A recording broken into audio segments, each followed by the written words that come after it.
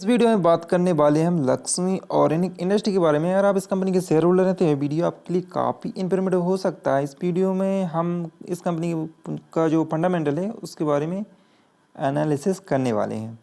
तो इस कंपनी का शेयर प्राइस रेगुलरली डाउनफॉल दिखा रहा है। लास्ट 6 मंथ का देखें तो बहुत ज़्यादा माइनस में रिटर्न दिया है, मतलब कि करीब 14% का नेगेटिव रिटर्न दिया है।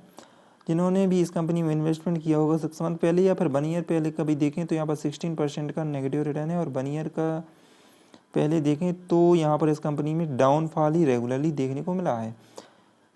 तो दोस्तों, अगर आप इस कंपनी में इन्वेस्टमेंट करना चाहते हैं तो बेहतर यही होगा कि इस कंपनी में इन्वेस्टमेंट से बचें, क्योंकि इसका जो फंडामेंटल है वो काफ़ी ज़्यादा वीक हो चुका है, और ईयर ऑन ईयर बेसिस पर इस कंपनी का शेयर प्राइस भी और साथ ही साथ सेल्स भी दोनों ही डाउन साइड दिखा रहे हैं।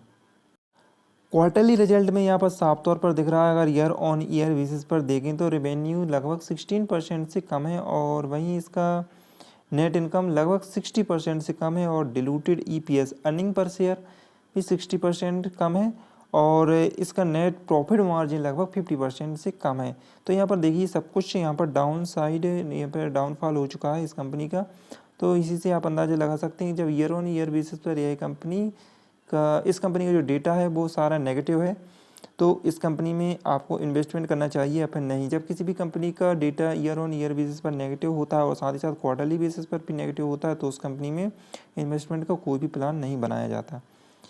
अच्छा होता है कि इस कंपनी के स्थान पर किसी अदर कंपनी में इन्वेस्टमेंट का प्लान बनाए तो यह बेहतर होता है पोर्टफोलियो के लिए, क्योंकि अगर आप इस कंपनी में इन्वेस्टमेंट करेंगे और 2 ईयर या फिर 6 मंथ बाद भी आप इस कंपनी को देखेंगे तो हो सकता है इस कंपनी का शेयर प्राइस आपको 200 के नीचे भी देखने को मिल जाए, क्योंकि इस कंपनी का जो लो है वो 220 के आसपास पहले ही लगा चुका है। तो इसमें कोई भी नई बात नहीं होगी कि इस कंपनी का शेयर प्राइस 200 के नीचे भी देखने को मिल सकता है।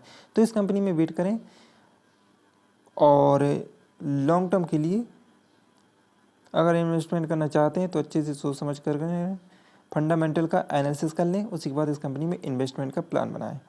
तो मिलते हैं अगली वीडियो में, तब तक के लिए गुड बाय।